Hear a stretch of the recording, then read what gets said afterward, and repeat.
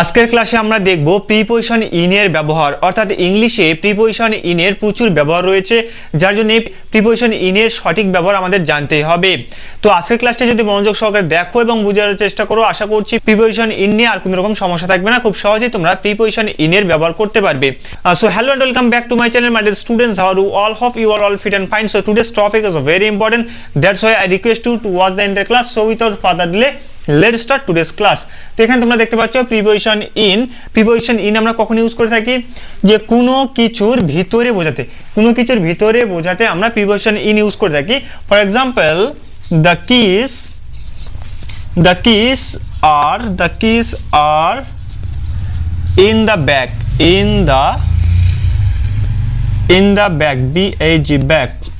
The keys are in the bag, অর্থাৎ চাবিগুলো ব্যাগের ভিতরে আছে, চাবিগুলো ব্যাগের ভিতরে আছে, কোনো কিছুর ভিতরে কিছু একটা আছে। তো এরকম ক্ষেত্রে কিন্তু অবশ্যই আমরা প্রিপোজিশন ইন ইউজ করে থাকি। নেক্সট হচ্ছে মাস, সপ্তাহ এবং সালের আগে আমরা প্রিপোজিশন ইন ইউজ করে থাকি। যেমনটা হচ্ছে we will go in June, June, June. we will go in June, আমরা জুন মাসে যাব।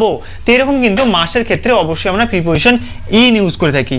নেক্সট হচ্ছে he was born, born in 2002, অর্থাৎ সে 2002 সালে জন্মেছে। এখানে দেখো মাস, সপ্তাহ এবং সালের আগে আমরা প্রিপোজিশন ইন ইউজ করে থাকি। আশা করছি বোঝাতে পেরেছি। এরপর হচ্ছে বড় জায়গা বা শহরের আগে আমরা প্রিপোজিশন ইন ইউজ করে থাকি। যেমন হচ্ছে I live, I live in India, আমি ভারতে থাকি, I live in India। এরপরে আমরা আরো উদাহরণ দিতে পারি যে he lives in Kolkata, Kolkata, সে কলকাতায় থাকে। তো দেখো এখানে যে বড় জায়গা বা শহরের অবস্থান বোঝার ক্ষেত্রে কিন্তু আমরা প্রিপোজিশন ইন ইউজ করে থাকি। আশা করছি এই জায়গাটাও ক্লিয়ার হয়ে গেছে। এরপর হচ্ছে সকাল, বিকাল এবং সন্ধ্যার আগে আমরা প্রিপোজিশন ইন ইউজ করে থাকি। For example, I get up, get up early, early in the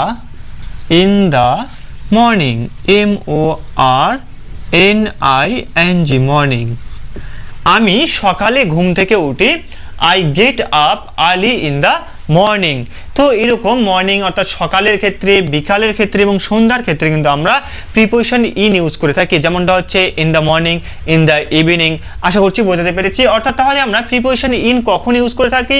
যে কোনো কিছুর ভিতরে বোঝাতে, মাস, সপ্তাহ এবং সালের আগে, বড় জায়গা বা শহরের অবস্থান বোঝাতে, আর কখন সকাল, বিকাল এবং সন্ধ্যার আগে আমরা প্রিপোজিশন ইন ইউজ করে থাকি। তো এছাড়াও আরো প্রিপোজিশন ইন এর ব্যবহার রয়েছে। তো আজকের ক্লাসে আমি যেগুলো না জানলে নয়, অর্থাৎ যেগুলো আমাদের জানতেই হবে, সেগুলো আমি দেখালাম।